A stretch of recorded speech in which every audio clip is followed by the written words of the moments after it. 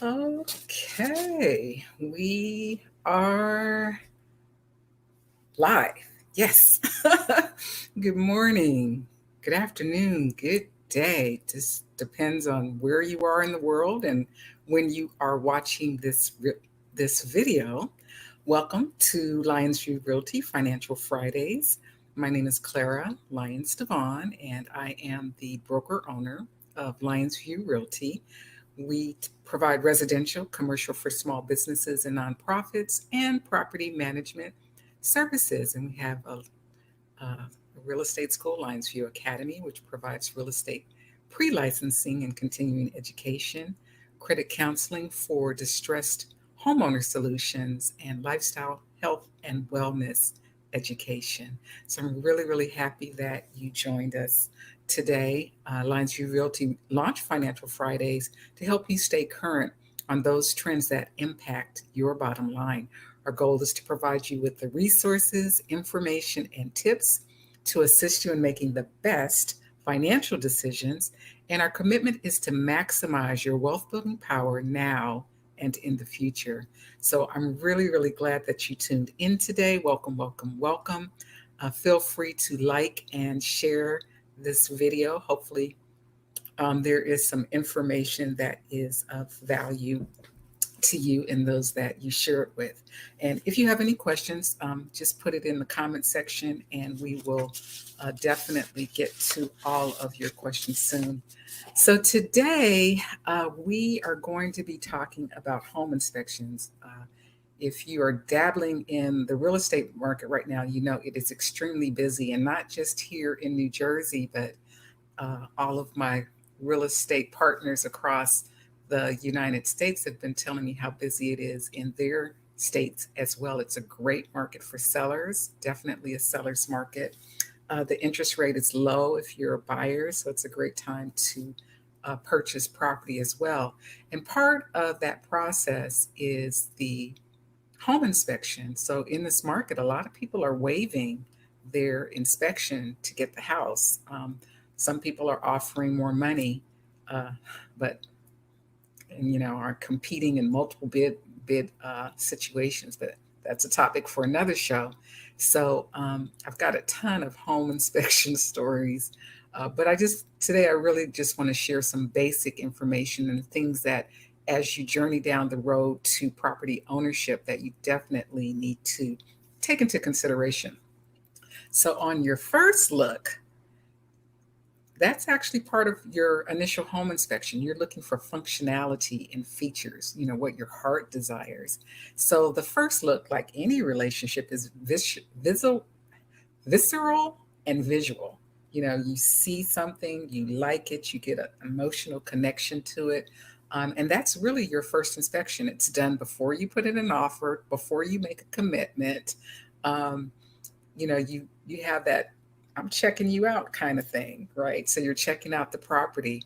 Um, you can kind of go on to some of our past videos, Lyonsview Realty Financial Fridays on YouTube or on Facebook, on our Facebook page for Lyonsview Realty, where we get into a little bit more detail about that part of the process. But in that first look, you're really looking for functionality. Does it meet your family's or your investment goals, right? Um, does it match your style, right? Is it a ranch or is it colonial?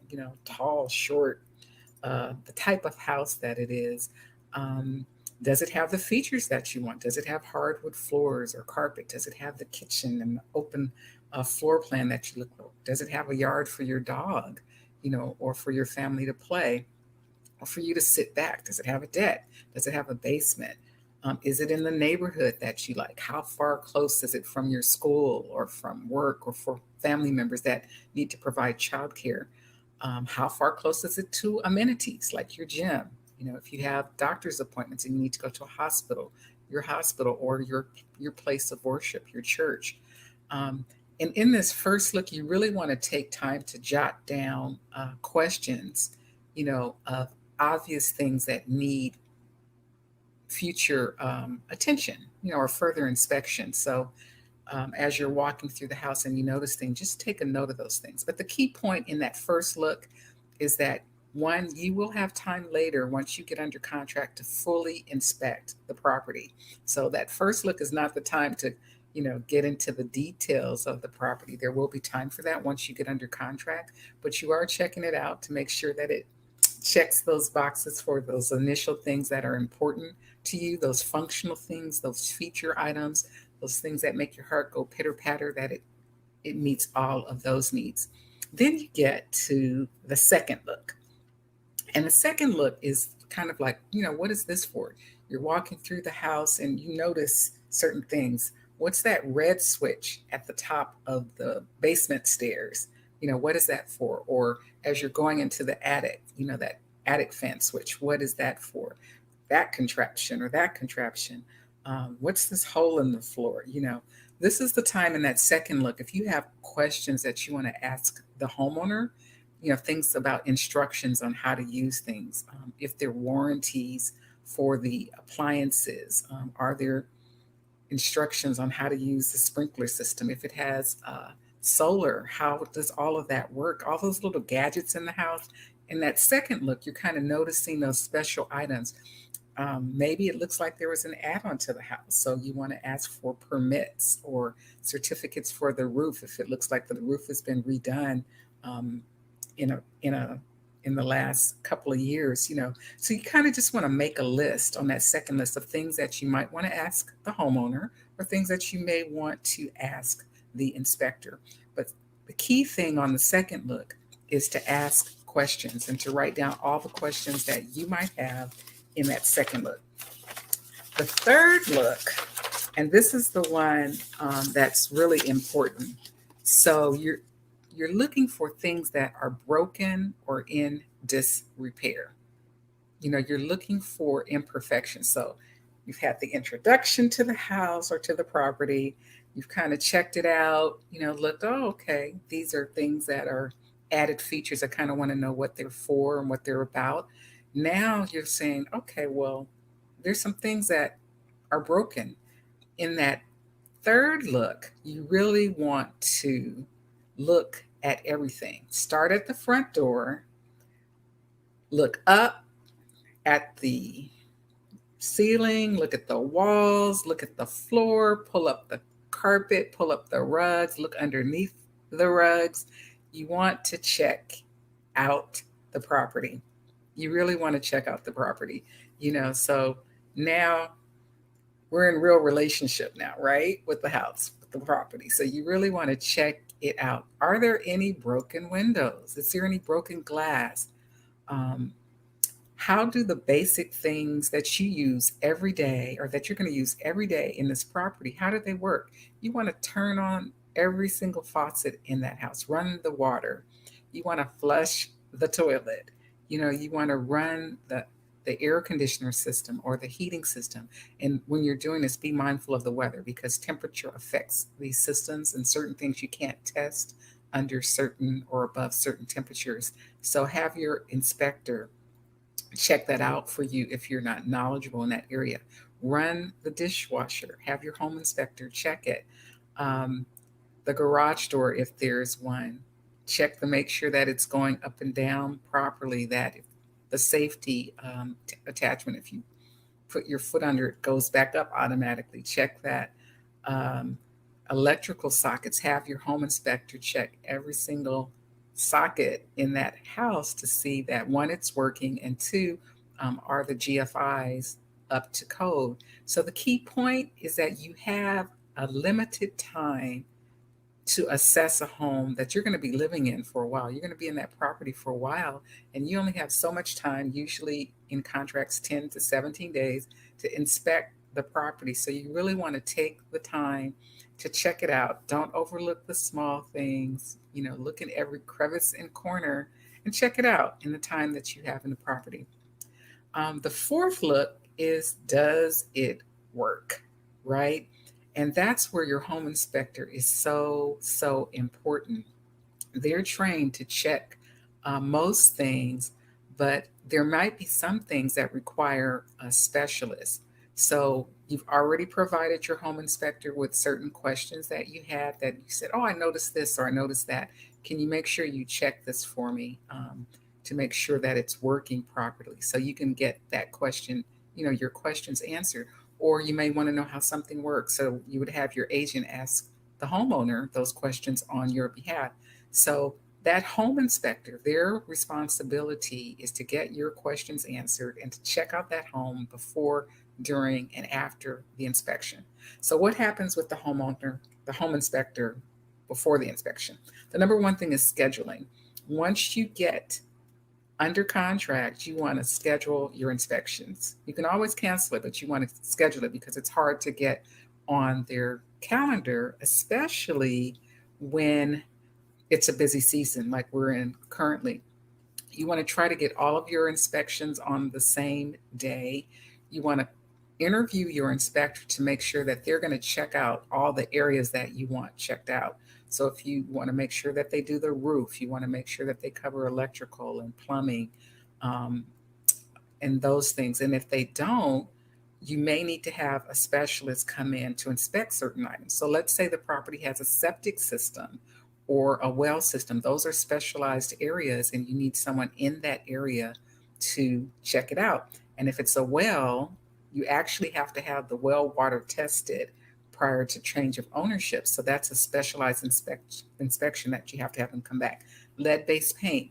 If the property was built prior to 1978, you need to have a specialized person, usually someone who's EPA, Environmental Protection Agency certified, to come and check that out for you. If there might be asbestos in the property, you want an asbestos specialist to come and give you an inspection on the property. If you think there are foundation issues, you would want to have an engineer come out and help you assess what needs to happen with that foundation.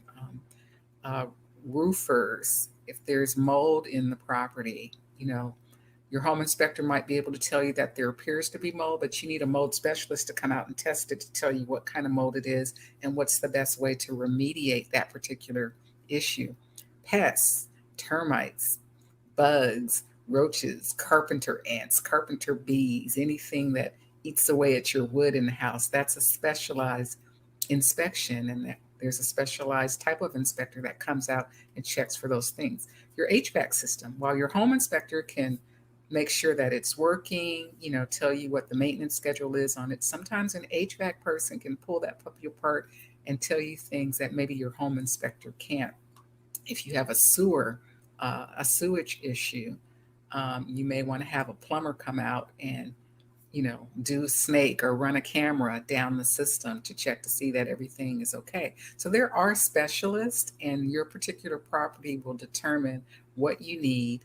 And the home inspector too will tell you, okay, this is an issue beyond my capacity. You need to bring this type of inspector in or have further inspection in this area.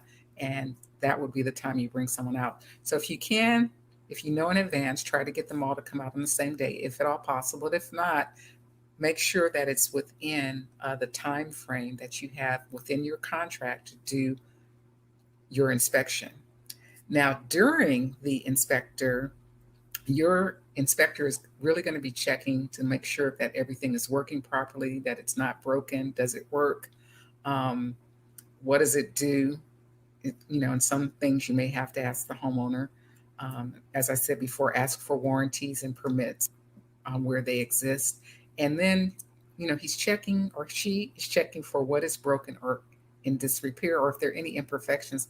One of the things that we see a lot are in window panes, there's like this smoky thing. It's a double pane window. That means that the seal has popped or is broken, and air is getting in there, and that's what causes the condensation between in the window, and it's, for some people that's a big deal. Some people it's not, but those are things that happen. So you want to walk through during the inspection. If at all possible, it's good that you can be there. And you want to tell them, okay, I have concerns in this area. Make sure you check these out. Safety concerns, hazard concerns, broken concerns, code violation concerns. All these things are things that your inspector should be checking for during the inspection. And if you can, walk along with them. Check with your inspector to see if they want you to ask questions during the inspection or if they want to wait till they're done. Some inspectors get distracted if you're asking too many questions, and then they might miss something that, if they're working in a particular area. So ask them what their preference is, but definitely after they've done a thorough inspection of the property, they'll give you the highlights of the problem areas, show you what's going on, and give you an opportunity to ask, any questions that you might have so you can see firsthand where the problems are, right? And then after the inspection is completed, you want to ask the inspector or the homeowner through the agent any questions based on what came out of the inspection. So that will be in your inspection report. Depending on the inspector, you'll get that, or how busy it is, you'll get that inspection report back in like 48 days to, max a week. That's usually enough time for them to download all of the pictures, get the report written up, and get it back to you. Some inspectors include cost estimates, most do not. So, based on the information that you get from the home inspection report, you want to get an estimate on what it's going to cost to fix those items. Why do you want to do that? Well, you want to do it because um, when you're going back to the seller, you want to say, okay, this is the value of the things that need to be repaired. Maybe you can negotiate taking that off of the price, or you may want the homeowner to fix certain items. So you need to know how much those items cost, and you need to know what it would take to get those things repaired or fixed. Just to note, all of these things need to be done in the time frame of the contract. I'll say that again. All these things need to be done in the time frame of the contract. So if you have 10 days to do your inspections, the initial inspection, the special inspections, say for the termite, radon, lead-based paint, all of those things need to be done in that time frame. Having someone to come out and give you an estimate, all has to be done in the time frame of the contract. So that's very, very important. Also, it's important to note is to put all of your requests for repairs in writing. Yes, put it in writing. Give that to your real estate agent, and then they will share that information with the seller's agent. You may get some, you may get none, or you may get all of the things that you request addressed. But those things that do get addressed, that you both agree that will get done prior to settlement, be clear about who you want to do the work. So if it's okay for the owner to do, to correct the issue, you need to say that. If you want it to be a licensed person to correct the issue, you need to say that. If you have skill and expertise and you want to do it, and maybe you just want a credit for the cost of it, so you can use that money towards the work that you're going to do, especially if the property is like as is property or REO, you need to know how much those repairs cost. You might want to negotiate that in price if they're big ticket items. So you as the buyer can do some of the repairs, and so you can get back that value as a credit at closing or settlement. You can get it back as a payment in escrow to a vendor. So let's say a vendor has to come out and they agree to accept payment at closing. You can get it back that way. But whatever the agreements are, get those final agreements in writing, preferably make an addendum to the contract and have both parties sign the final things that are agreed to. And you'll use these final agreements during your walkthrough. You want to just make sure that those things were done. Recommend, if there are a lot of things on your list, to do that walkthrough at least a week before settlement. Does a couple of things. One is something is not quite done to standards, it gives you at least a week to get them done. And two, if there's some things that are going to affect your settlement, you need that 3 to 5 days to let the lender know, oh, now there's another credit that needs to be added in, because they have to do the paperwork associated with those financial changes. So you need to allow time to do that. So if there's a lot, don't wait till the day before or the day of settlement to check it out. At least do that walkthrough a week before if you have a lot of repairs that you both agreed are going to be fixed prior to settlement. So the key point, Be sure to get your agreements in writing so there's no confusion about what is being done and who is doing what. But the home inspection is really an opportunity for you to check that thing out, right? You know you like it. You know it looks good.